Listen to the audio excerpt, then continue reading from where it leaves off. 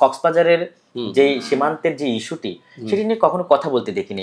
এটাকে আপনি এটাকে কি বলবেন? এটাকে দুর্ভাগ্য বলবেন? এখানে যে রাজনীতি করেন বা করবেন তিনি কিন্তু ইন্টারন্যাশনাল এবং তাকে প্রত্যেকটা মুহূর্তে আন্তর্জাতিক ব্যাপারগুলো তাকে ডিল করতে হবে বা ডিল করতে হয়। আমরা তো দীর্ঘ বহু বছর ধরে দেখিনি প্রাক্তন কিছু ফ্যাসিস্ট গভর্নমেন্টের কিছু মেম্বার অফ পার্লামেন্টকে আমরা উদ্ভট কথাবার্তা বলতে দেখেছি। জাতীয় নাগরিক কমিটির আসলে এই জায়গায় ভূমিকা কি? তারা কি কোনো স্টেপ নেবে?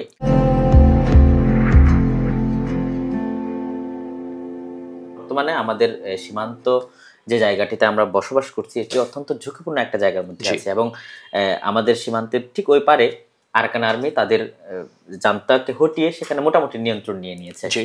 সে কারণে আমাদের সীমান্তটা অনেকটাই ঝুঁকিপূর্ণ, রোহিঙ্গারা রীতিমতো ঢুকে পড়েছে এবং বিশেষ করে আমাদের হাতে যে তথ্য রয়েছে যে মংডু শহর অনেকটাই রোহিঙ্গা শূন্য হয়ে গেছে। পাশাপাশি ভুতিডঙে যারা আছে তারা কেউ ওইদিকে চলে যেতে যাচ্ছে ইয়াঙ্গুনের দিকে, আবার কেউ বাংলাদেশমুখী হওয়ার চেষ্টা করছে।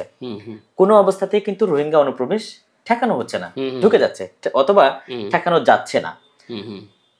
এবং বর্ডারকে কেন্দ্র করে আমাদের যেহেতু একদম বর্ডারের পাশেই হচ্ছে রোহিঙ্গা ক্যাম্পগুলো, নানা ধরনের টেনশন বিরাজ করছে। এই ক্ষেত্রে আমরা আসলে এই ইস্যুতে এত বড় একটি ক্রাইসিস, এই ক্রাইসিসে আমরা কোনো রাজনৈতিক দলকে ইভেন আপনাদেরকেও জাতীয় নাগরিক কমিটিকেও আমরা কখনোই দেখি নাই এত বড় একটা বিষয়ে কথা বলার জন্য এবং এটা যে আমাদের জাতীয় নিরাপত্তার জন্য একটা কত বড় হুমকি সেটা আসলে কোনো রাজনৈতিক দলের মুখ থেকে আমরা শুনিনি। জাতীয় নাগরিক কমিটির আসলে এই জায়গায় ভূমিকা কি? তারা কি কোনো স্টেপ নেবে? টেকনাফের জাতীয় নাগরিক কমিটির এক মত বিনিময় সভায় আমি এটা নিয়ে কথা বলেছি এবং এটা টিবিএস এর স্টোরি হয়েছে এবং সেখানে খুব বোল্ডলি এটা বলা হয়েছে। বিশেষ করে আরাকান আর্মি বেশিরভাগ অঞ্চলগুলো দখল করার আগে, আমার এক্সাক্ট ডেটটা মনে পড়ছে না, প্রায় 7-8টা জায়গায় নিউজ হয়েছে যে জাতীয় নাগরিক কমিটির যে স্টেপটা নিয়েছেন। বিশেষ করে ওই মত বিনিময় সভা আমি বলেছি যে টেকনাফ যদি আনপ্রোটেক্টেড হয় বাংলাদেশ আনপ্রোটেক্টেড হয়ে যাবে। দ্বিতীয় ব্যাপারটা হচ্ছে যে আমাদের ভূ রাজনৈতিকভাবে, এবং এটা যেহেতু একটা ইন্টারন্যাশনাল জায়গা, সেই জায়গা থেকে আমরা রীতিমতো এটা নিয়ে কথা বলেছি। ইতিমধ্যে আমার সাথে বেশ কয়েকটা মিটিং হয়েছেন এবং বেশ কয়েকটা বোঝাপড়া, কয়েকটা আলাপও আমি বিভিন্ন জায়গায় করেছি। সামগ্রিকভাবে যে সেন্ট্রাল জাতীয় নাগরিক কমিটি সেটা যে একটা সামগ্রিকভাবে যে স্টেপটা নেওয়ার, তো আমরা সেটার একটা আলাপের মধ্য দিয়ে আছি, এটা যেহেতু একটা national issue, national security issue, সেখানে বাংলাদেশ কিভাবে এই ব্যাপারটাকে ডিল করছেন আর সাথে আমরা কক্সবাজারের জনগণ কিভাবে ডিল করবো, আমাদের সামনে বেশ অনেকগুলো প্রোগ্রামের আমরা আয়োজন করতে যাচ্ছি এটার উপর বেস করে। তো যেহেতু আমি জাতীয় নাগরিক কমিটির আন্তর্জাতিক যে ব্যাপারটা সেটা তো আমি কাজ করছি, তো আমাকে বিভিন্ন সময় পাঠানো হয়েছে, আমি বিভিন্ন সময় কথা বলেছি। তো আমরা আশা করছি যে এটা যেহেতু খুবই গুরুত্বপূর্ণ জায়গা আমাদের, এবং আমরা কালেকটিভলি সামনে এটার একটা বড় মুভ আমরা দিব এবং পলিসিতে আমাদের কন্ট্রিবিউট করার সুযোগ আছে। আচ্ছা, কারণ হচ্ছে আমি যদি আরেকটুখানি বিষয় শেয়ার করি যে আমাদের যদি আমি মোটা দাগে বলি যে একটা দল তারা আছেন হলো নির্বাচনের রোডম্যাপ নিয়ে, তারা কখন নির্বাচন হবে বা না হবে, কখন দিবে সেটা নিয়ে ব্যস্ত হয়ে পড়েছেন। আবার আরেকটা দল তাদের নিজেদেরকে সুসংগঠিত করার জন্য দেশ জুড়ে চষে বেড়াচ্ছেন। মোটামুটি দল কেন্দ্রিক সবার চিন্তা, বিএনপির হোক, জামায়াতের হোক বা এবি পার্টি বা আদার্স অন্যান্য যে আমাদের গণ অধিকার পরিষদের যে নূরের দল, সবাই মিলে তাদের দল কেন্দ্রিক চিন্তা। কিন্তু আমাদের কক্সবাজারের যে সীমান্তের যে ইস্যুটি সেটি নিয়ে কখনো কথা বলতে দেখিনি। এটাকে আপনি এটাকে কি বলবেন? এটাকে দুর্ভাগ্য বলবেন নাকি আমি খুবই জাতীয় নিরাপত্তা ইস্যুতে আমি খুবই মানে এটা খুবই আনফরচুনেট বলবো আমাদের জন্য, আমাদের এন্টায়ার কক্সবাজারবাসী বা এন্টায়ার চট্টগ্রাম জন্য এটা খুবই আনফরচুনেট। কারণ আপনি এইখানে রাজনীতি করবার জন্য যে বারবার যে কথাটা বলছি, বঙ্গোপসাগরীয় যে রাজনৈতিক বন্দোবস্ত, মানে আপনি এখানে যে রাজনীতি করেন বা করবেন তিনি কিন্তু ইন্টারন্যাশনাল এবং তাকে প্রত্যেকটা মুহূর্তে আন্তর্জাতিক ব্যাপারগুলো তাকে ডিল করতে হবে বা ডিল করতে হয়।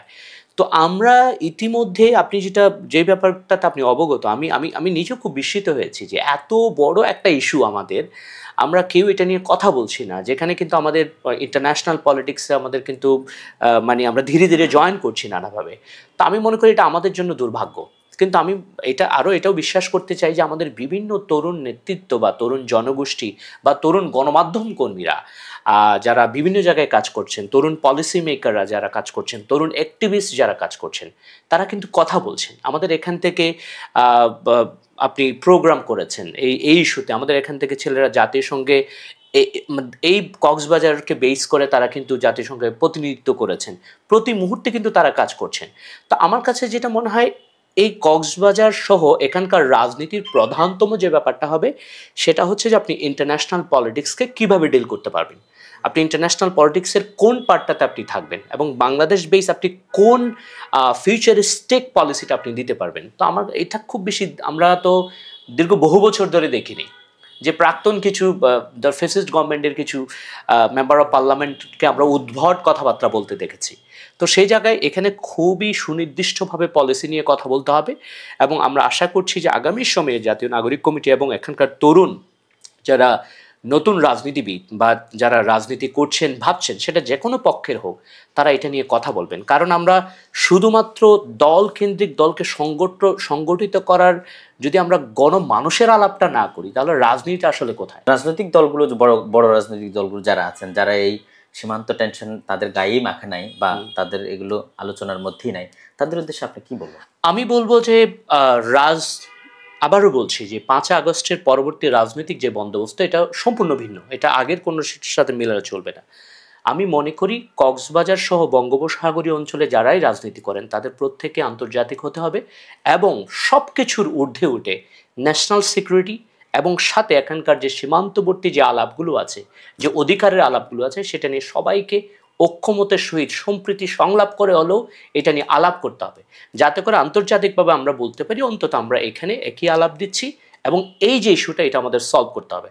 আর আমি আগেও বলেছি যে Cox's Bazar is very international, so এইখানে প্রত্যেকজনকে আলাপটা দিতে হবে, যেটা অনেক সময় ঢাকার অনেক কিছু অনেকে বুঝেও না।